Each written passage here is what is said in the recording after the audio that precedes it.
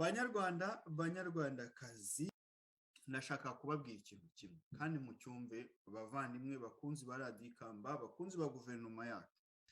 Turavuga tuti abahutu bikanga ubwinshi bwabo, bakumva ko buzakomeza gukora, bakazongera bagafata ubutegetsi, bagashuka abaturage ngo babiruke inyuma kubera ko ari abahutu. Ibyo abanyapolitiki iyo turufu barayifite. Abatutsi nabo bakaryamira inkota, bakaryamira intwaro, bakavuga bati ntago bari abahutu tuzabashira amakenga dukurikije iturufu y'ubwinshi bwabo, ntibazigera badutora. Kubera iyo mpamvu rero natwe reka ducungane n'iyi mbunda.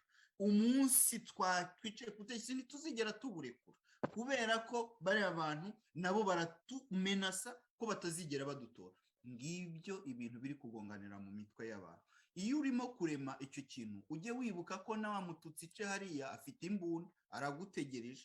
Iyi rero ikikuru muri byose ni uko washyira umupira hasi ukumvikana na mugenzi wawe w'umututsi muri kumwe, byibura unabyemera, unavuga utari ko waretse tugashyira hamwe. Ese bubareba mwemere ko atekerereza cyangwa Jean Paul mu gitutsi gute kandi avuga ati nimuze dushyire hamwe? Warindiriye akazakubwira ati jyewe ndatekereza nk'umututsi utabimwitiriye, cyangwa Marijani utamwitiriye ngo aratekereza gihutu. Mu magambo makeya, ikintangaza muri ibi byose ni ukwibaza kuki aba banyapolitike bamagana FPR ngo iravangura, kuki batamagana aba bantu bari kuvangura?